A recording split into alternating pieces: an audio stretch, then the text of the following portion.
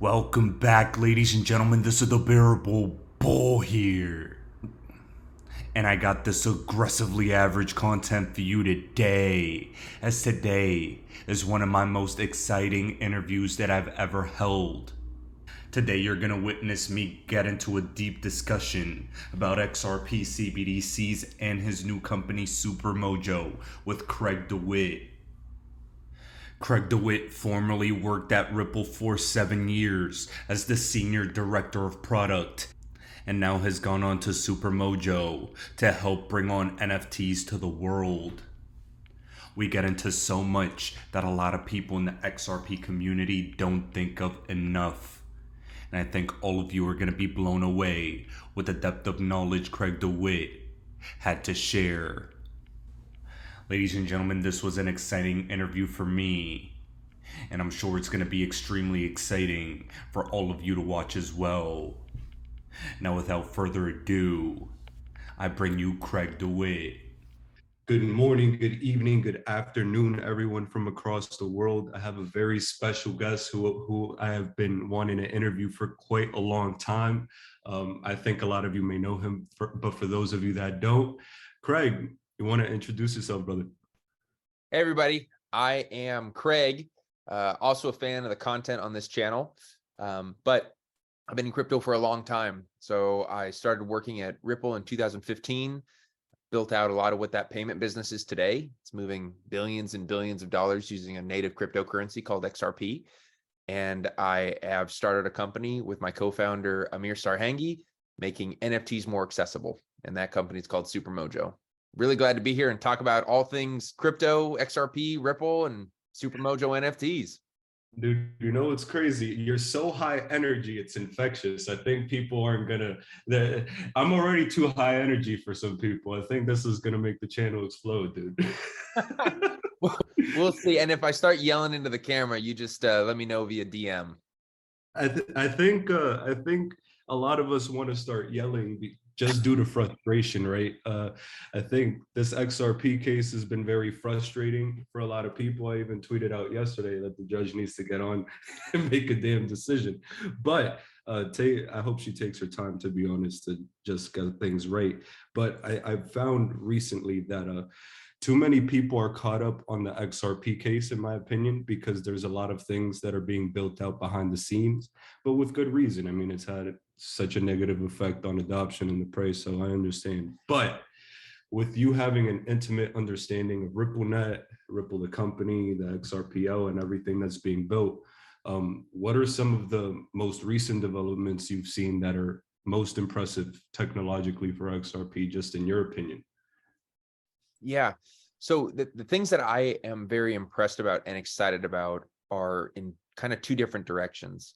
One direction is the growth and continued, I'd say, prosperity of the company Ripple, as they've gone out and actually done these major BD deals, both with major financial institutions to use their technology set, as well as with some central banks to do CBDCs. And so I see this major push that's taking place in terms of creating an ecosystem of financial institutions using XRP via the software that Ripple puts out to market. That is very cool.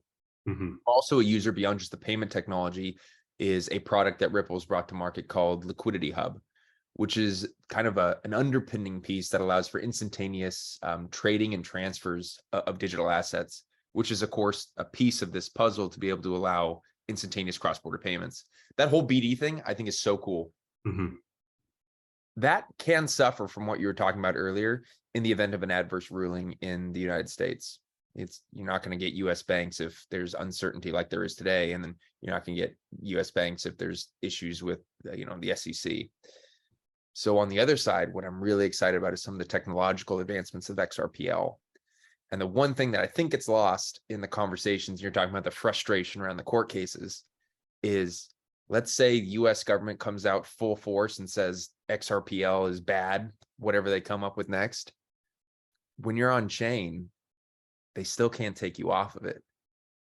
That is why I fell in love with crypto assets, because there's no government, there's no corporation, there's no individual that can keep you from accessing your value. That's the truth. That's truth for XRPL. So one of the things that I'm excited about is use and kind of initial growth of NFTs on XRPL as a new vehicle. And that vehicle, I think, is great, not just for art and collectibles, but for a future of completely decentralized finance where assets beyond just cryptocurrencies can be freely traded 24/7 globally. Talking about things like fixed income contracts and FX contracts and all these kind of things that today are, only available directly to the big boys at the large US and international commercial banks. So that is just blowing my mind. It's something I'm working on right now to make those NFTs more accessible for everybody. Understood. And just for the people at home, just know that me and Craig are doing this on the fly. There's no script. We're just shooting the shit and trying to get down to business. So a lot of people have actually asked me, hey, Bill, do you have a script where you have all these people? Some people ask for questions, but we're just doing it straight off the dome, my friend. So just for people to understand that this is going to be a lot of fun, because you did touch on something I really wanted to get into, and that's those NFTs. But specifically, there's a recent development that occurred in the community, and that's We Say When is looking to have a fork of the XRPL with hooks integrated, right? That smart contract integration is very important. I wonder what your take is on that. Yeah, so a big fan of his, by the way, when we kind of go way back via the Twitter space. He's been helpful to me in the past for a number of things and ideas. So props to him. I don't know enough about the actual fork piece. My understanding is it is a ledger that starts at essentially ledger 1, but still leverages XRPL's signing capabilities. Yes. With a future of allowing essentially transfers between these two chains. I think at a high level, at least my understanding of it is, if you can allow hooks or essentially the smart contract type interactions with a chain, there is an incredible amount of developer appetite for that. And I think that's overall positive for XRPL and the usage of XRP as a bridge currency, not just between institutions and payments, but between a bunch of different entities and smart contracts that are using this ledger for what it was originally designed for.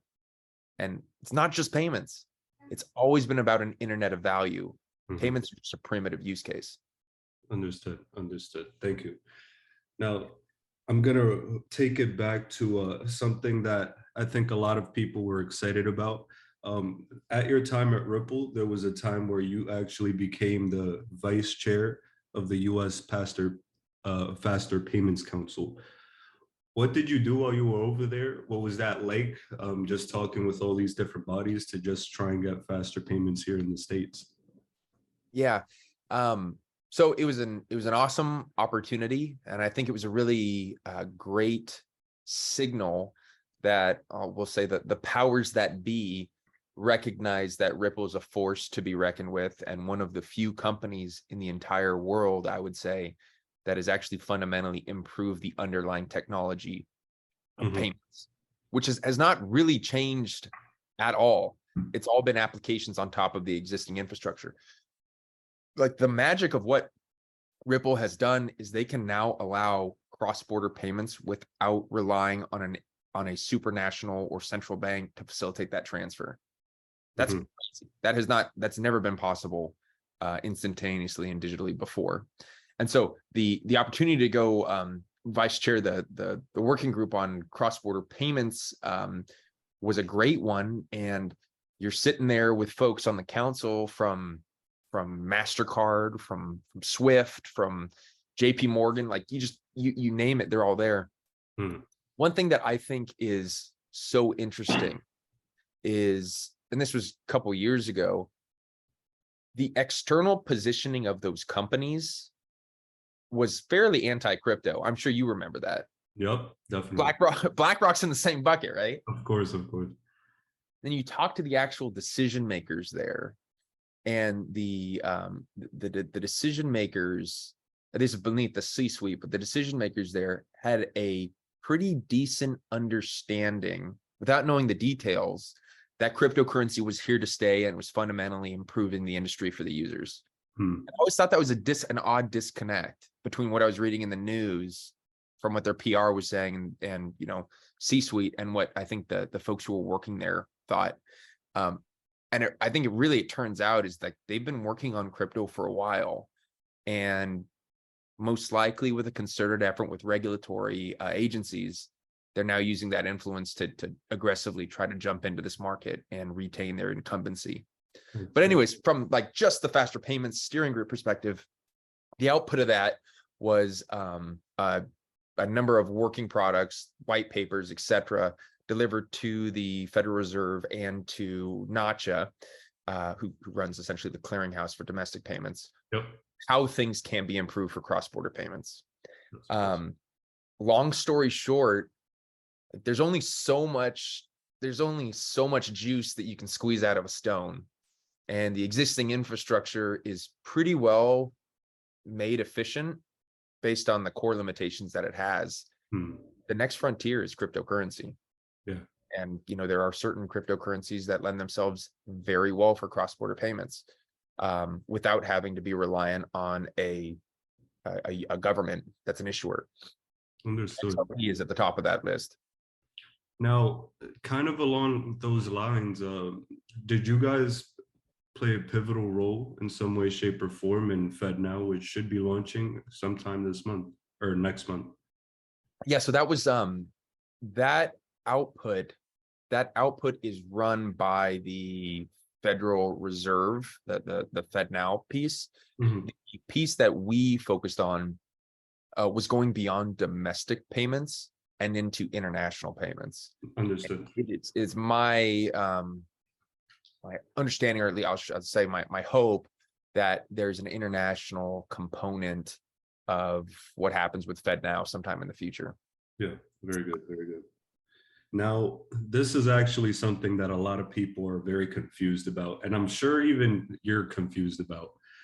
So why did the SEC sue Ripple of all companies, right? The one that has probably the most government ties, the most partnerships and people networking with government officials, met with the SEC so many times trying to get clarity and do things the right way. Why did the SEC choose to sue them when they're the ones with the innovative technology trying to help the infrastructure of the payment system?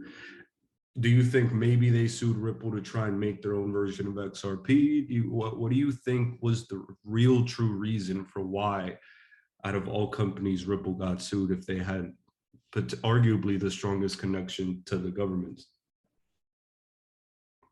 Maybe I answer that with the story. Sure. And the story is that when I was looking where to go after school, after getting an MBA, I met Chris Larson in 2013 or 14. Mm-hmm. Ethereum didn't exist yet, and it was really Bitcoin. The second largest token in the world at that time was XRP behind Bitcoin. I spent a lot of time thinking about, like, hey, where to go build? Do you go build in Bitcoin? Do you go build in XRP? And at the time, Bitcoin was very, very, very anti-government, anti-banks, anti-establishment, anti-everything. What I really liked about the initial and still approach that Ripple was taking was XRP did not have to be anti anything. It was pro something. It was pro empowering instantaneous value transfer through a concept of Internet of Value. And very, very early on, these concepts were things that Ripple was reaching out and evangelizing at all levels of government, both within the United States and external to the United States. Mm-hmm. So I spent a lot of time with central banks and future or former heads of central banks around the world talking about this. And I think a lot of people forget that when this is going on, there was no crypto market, there was no Ethereum. It was before people even thought that prices could be like outrageously huge. I don't think that was even really seen at Ripple, that the kind of speculative drive of the overall crypto industry would be where it is today. The ethos was really, how can you move value faster? How can you make it cheap and better for people around the world? Hmm. And it was like a real effort. And the reason I got so hot on that is because it was to a degree almost humanitarian. And with the amount of effort that was spent educating governments, speaking with governments and regulators and doing everything by the book, I saw that internally. It's not just lip service, right? I saw it internally, and the kind of effort and decisions that were made with that in mind. You keep in mind like what was going on later on, call it 2017, 2018, Ethereum, which, by the way, I have a lot of respect for that technology platform. Hmm. The business approach of Ethereum early on was, hey, we're the place where you go to do an ICO.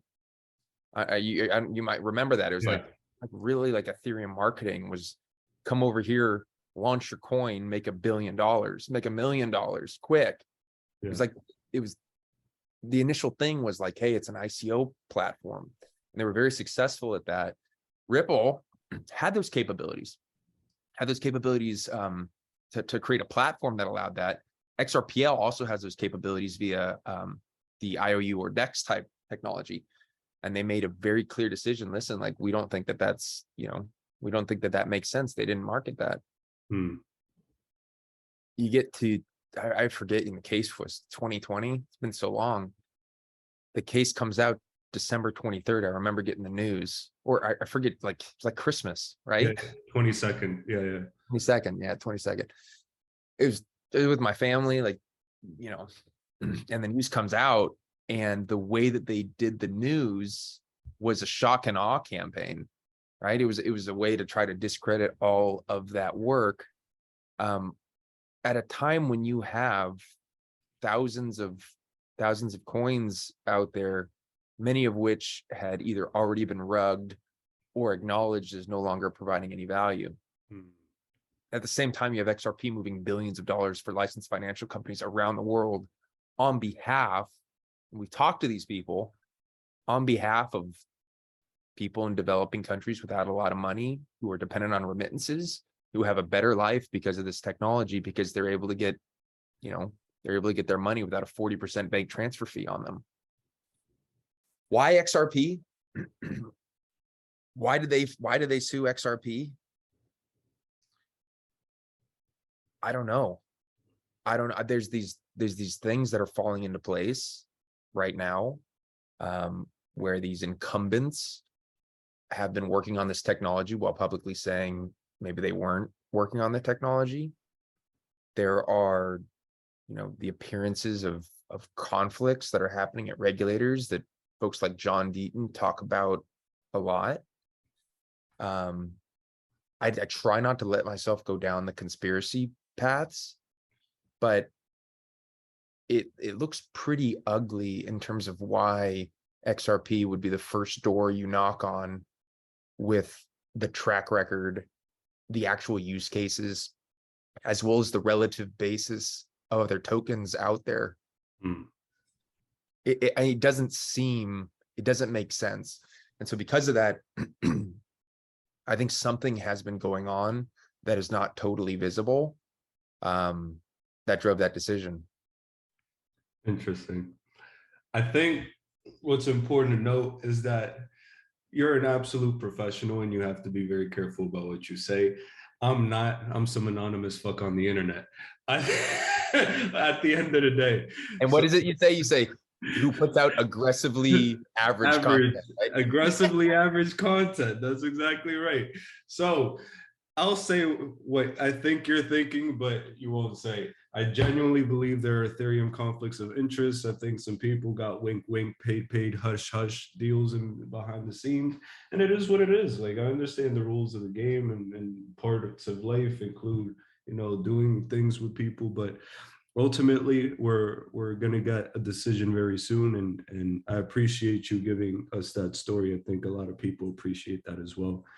I think, let's see, what else? Let's see, what else? Yes, I remember this one. So I'm personally a very freedom-minded individual. I feel like you are pretty freedom-minded as well. But I think that a lot of people are concerned specifically about central bank digital currencies and a control style element that could come with them. I know that Ripple has a CBDC platform that they're building, and they're helping some central banks and governments with that as well. Why the private ledger for central banks? Yeah. And thanks for bringing up the point on CDBCs. That is such a hot button issue, and I think the fear around it is justifiable in terms of what can happen if a government has a central bank issues a token. The key piece, though, is that when we talk about these CDBCs, it's not saying to give up your cash. If there's an attack on cash, then yeah, there's a serious problem here. If the entire monetary system has to move towards just a single CDBC, then yeah, we've got some serious problems. That said, though, CDBCs have a ton of value for these banks today, who are primarily already doing digital currencies, at least between the commercial banks, just without any of the benefits that you can get from a CDBC. What I mean is, like, these banks that are doing transfers today, those transfers primarily take place between balances that they hold at the Federal Reserve. So like a CDBC on a digital asset ledger versus a commercial bank who has, digital dollar amounts held on a ledger at the Fed, very, very similar in terms of the actual infrastructure there. Open that up to other players, I think that's actually a good thing. So when people talking about CDBCs, first thing you say is like, well, if you could have your bank account at the Federal Reserve versus whatever commercial bank or community bank, would you do that? Answer is probably yes. Like, there's no default risk there. You'd be able to essentially transfer that instantaneously on a domestic level any other bank in the United States. I think that's cool. So why CDBCs? Well, they're faster and they're cheaper within national borders. And so XRPL has a great opportunity to at least provide that technology for these central banks around the world for their domestic systems. Then why does that mean anything? Who cares? Well, if you have actual currency, and this is the cool thing, not an IOU, it's actual currency, right? So like USDC, Tether, those are IOUs to Circle, who then has, and we hopefully they have the backing in short-term assets that can be redeemed. So you have this counterparty risk there. What's cool about a CDBC is if the central bank says that that token is a dollar or a unit of government currency, it is, right? Like, it's by declaration. It's like, it's fiat. And so what's awesome about that is now if you need to get from a CDBC, say issued in Palau, and there's a CBDC that's issued in a trading partner of, say, Bhutan, you can do instantaneous cross-border transfers on XRPL using XRP as a bridge currency. That wheel starts going, and all of a sudden you have a digital asset token that is acting as a bridge currency versus having countries having to be 100% reliant on the monetary policies and supply of the United States, which has been the case since World War II. And we're starting to see that system just kind of start to show a little bit of age. So do you foresee that more third world and developing countries will end up adopting a more digital style payment system first? Is that something that you foresee potentially coming? Because I see that there's less incentive for these more developing countries to really change the status quo. It's a good question. And there's a couple of factors that go in when I think about, let's say, the developing world. For one, the developing world, for the most part, has pegged their currencies to the US dollar. And by virtue of being developing world, they primarily have lower income populations. What sucks for them is because they pegged to the US dollar, when we, America, prints trillions and trillions and trillions of dollars, Yeah. what we were able to do as the global superpower is enjoy that value within our borders, but export the inflation. And so we are starting to feel some inflation, but really who gets it first are these auxiliaries who are pegged to our currency. And so 10% on inflation for Americans hurts, right? But 10% on inflation of somebody who's making $3 a day is disastrous. So if you're that developing country, is that relationship make sense? I don't think so. I don't think so. Then you have this political thing of like, well, the IMF is very, very aggressive to developing countries, and United States has a pretty big stick when it comes to using our military for a variety of reasons, right? You get by those. This is why I think there may be some major shock. You get by those. These developing countries would be much better off if there was some supranational or some currency that was not directly tied to a political apparatus or country itself. That's where digital assets come into play. Digital assets are perfect for that. Let's see. I really like what you said there. I really like what you said there, because a lot of what the XRP community kind of really stresses is that XRP is neutral, right? It's not one of those things, and I hear these arguments from maxis a lot. It's government controlled.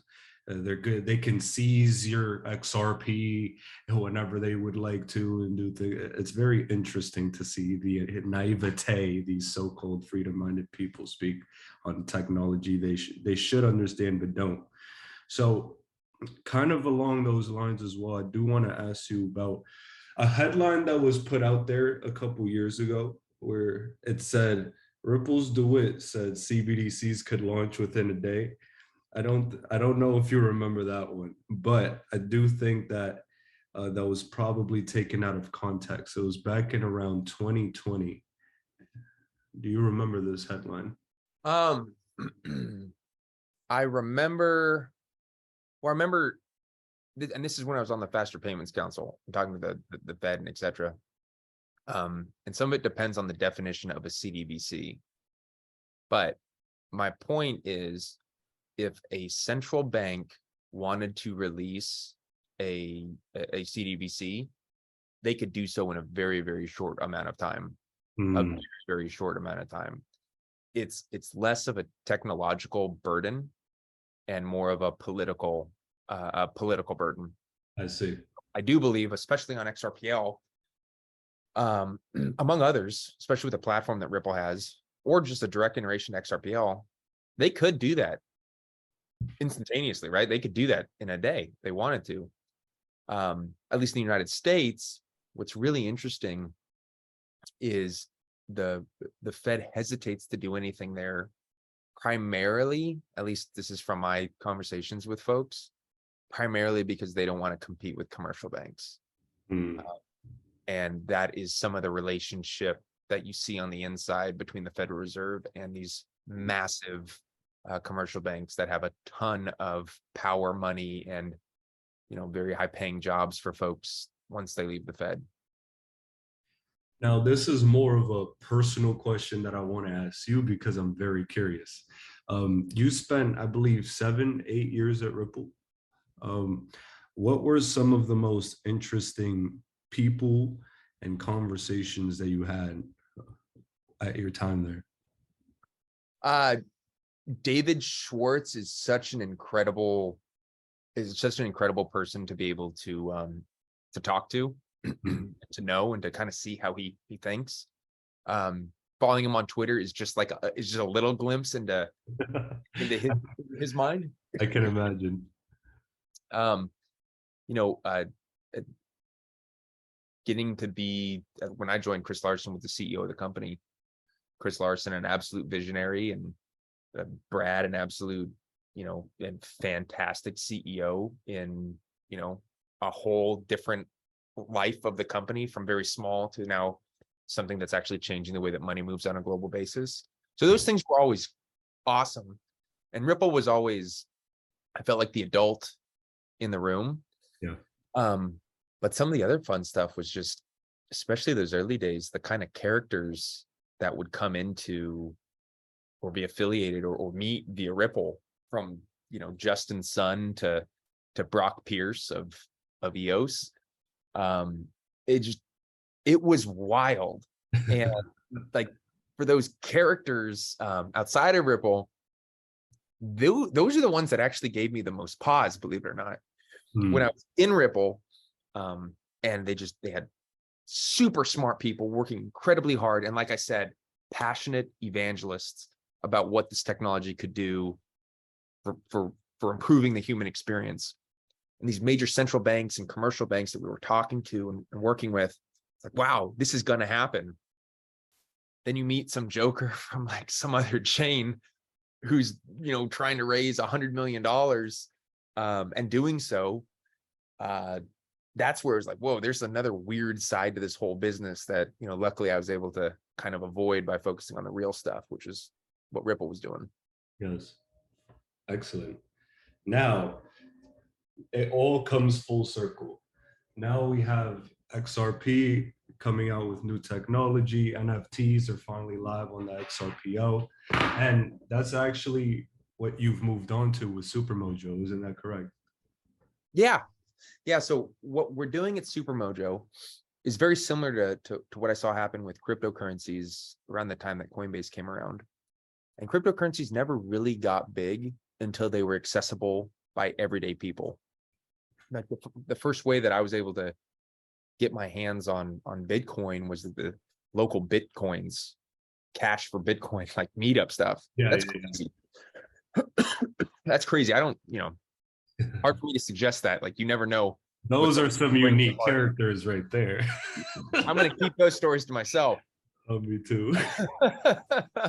So, but like, that was completely inaccessible, right? Now you have folks where you can buy cryptocurrency on a debit card and trade it very easily and not have to worry about a wallet. That's really what led to crypto being big. I see a very similar trajectory with NFTs, where NFTs have an incredible amount of potential. NFTs have a credible amount of draw and magic to them, which is what I saw in the early days of cryptocurrency. They're just so hard to access right now. You got to be a crypto expert in order to be able to get your hands on NFTs. And so Supermojo solves that problem for two sides of the market. On one side, for normal people, everyday people, make it super easy for you to buy. You can use a credit card, you can use a debit card, and you don't have to have a wallet. We handle all the custody for you. And the third piece, which is the most important, is we make these really easy to use. And that's what I'm focused on. Because from the early days of Ripple, I've really believed in this space. Utility matters. It can't just be a speculative thing. There's got to be something real behind it.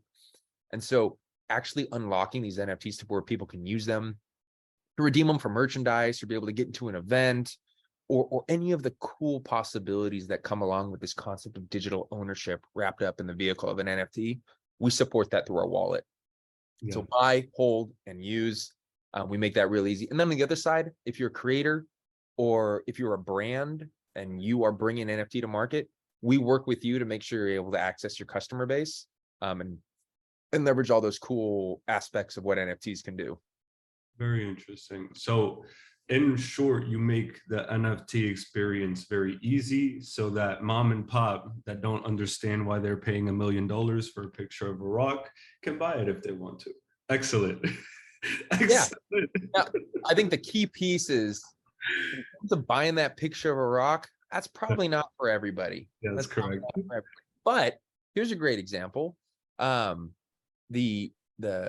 a team on XRPL called Unchained Elephants that they've issued an NFT that gives you access to a wildlife preserve in Phuket. You get a discount if you have this NFT.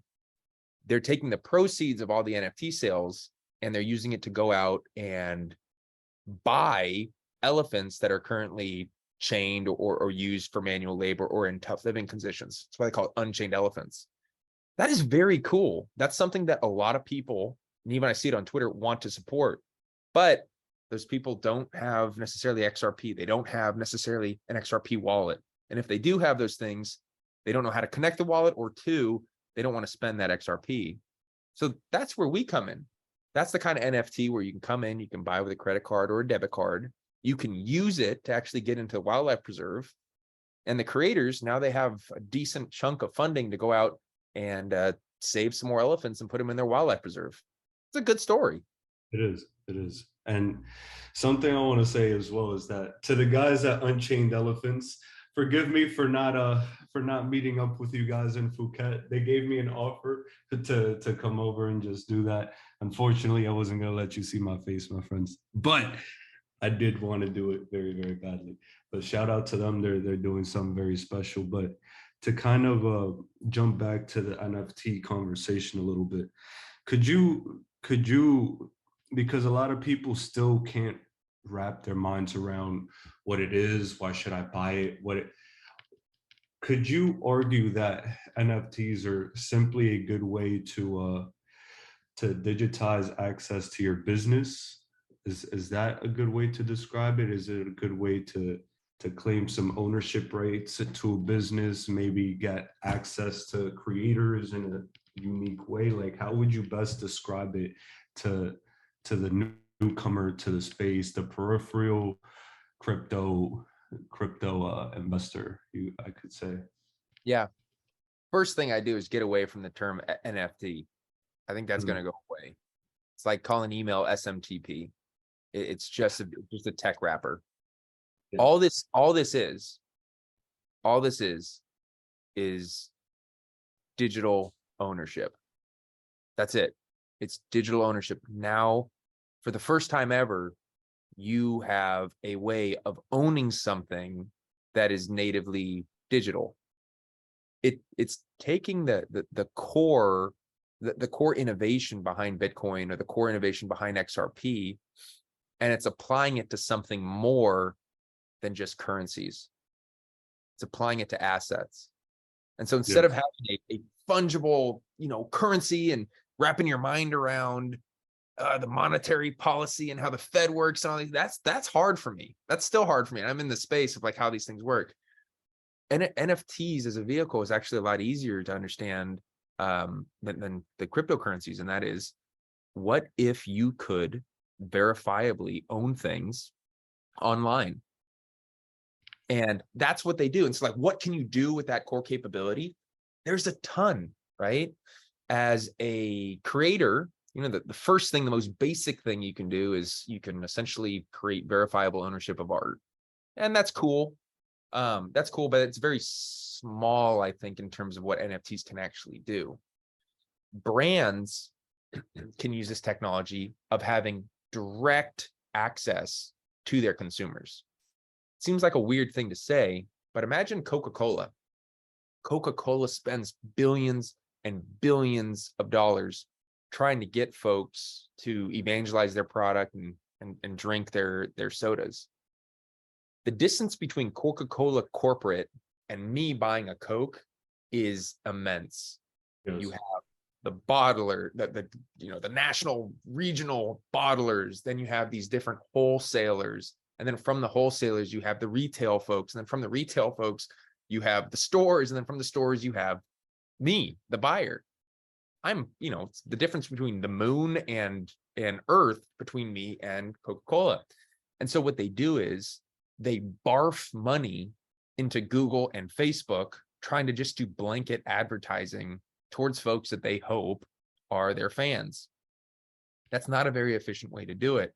That's been the best way to do it up until now. With NFTs, now there are ways for fans to have access to a digital asset that is a direct line to Coca-Cola. So if they want to deliver you content, if they want to deliver you promotional items, if they want to give you access to specific events or digital experiences that they want these super fans to be able to access, they can now do that. And they can do that without having to go through these intermediaries who are going to charge you outrageous cost per clicks just to spam users who probably never even will use your product before. And so that's a key, and that's just in brands. Because the other thing that this does that I get really excited about is NFTs unlock the next layer of financial use cases just above payments, right? Payments are cool because they are foundational and necessary for all kind of economic activity. But in and of themselves, like when you're paying someone, you're paying for something. What is that something? It's where NFTs come in. NFTs can be the representation of financial instruments like bonds or derivatives that are verifiable, trackable on a 24/7 basis with automated payout capabilities. So you don't have to pay a custodian like State Street, and you don't have to spend, on an annual basis, tens of millions of dollars doing the reconciliation for the interest payments of these bonds. No, that can all be done on chain. That vehicle, that ownership vehicle, is an NFT. So that's the kind of stuff that I get so excited about. I don't think the world is quite caught on yet that these things aren't just monkey pictures. They are incredible technological advancement that brings ownership online. I think the big barrier to entry is a rebrand. NFTs desperately need a rebrand from the monkey pictures and the rock photos to that digital ownership representation on the internet. And I think it's happening slowly but surely. Yeah, I agree with that. I agree with that. I would say definitely look at the brands who are leaning in heavily to the space. You won't see NFT at all for the exact reason you just said. What would you see? What would you see if? So that they call them different things, right? Because it's kind of like email, right? Like, I know when we talk about like, hey, send me an email. It's like, hey, have you interacted with the SMT protocol? What? Like, no, I just want to send you a message, right? So it's like sending a message. Like Starbucks calls them stamps. You're collecting stamps that give you access to specific experiences within Starbucks, which is driving engagement and also driving folks buying more coffee and using this essentially loyalty program. You don't see NFT anywhere there, but that's the vehicle that powers how these stamps work. Yes. I understand what you mean, my friend. Now, final selfish question of the day, and then we'll wrap up. And I think people are very grateful that you just took the time out, brother. If I were to hypothetically want to build an NFT project, but didn't want to exit scam everyone like a lot of people did, what are the best ways to probably find some utility for, someone who has an audience, but really wants to give them some value in some way, shape, or form? The simple answer to that is that NFTs are a great vehicle to sell more of what you're already selling. Interesting. So if you're Coca-Cola, NFTs aren't going to change your business to where your business is now selling like digital bottle caps. No. It's going to help you sell more soda, right? Yes. If you're Disneyland Resorts, it's going to help you sell more tickets, right? And so that's the way that I would think about it. How does this as a vehicle help you give better experiences to what your business is today? Like for you, with the kind of content that you do, would I buy an NFT that gave me direct access to a once a week, you shoot the crap in terms of what you see going on in the market? Yeah, I probably would. And what you're doing is you have found a better way to sell your content. Interesting. I love that answer. I have a lot of NFT people that needed some answers that you answered perfectly, brother. Thank you so much. Everyone, Craig DeWitt, thank you for taking the time out. It's been an absolute honor to finally connect. We'll definitely do this again at some point in the future, but for those of you at home, I hope you got some important questions answered. Much love, guys. God bless. We'll see you all soon. Later.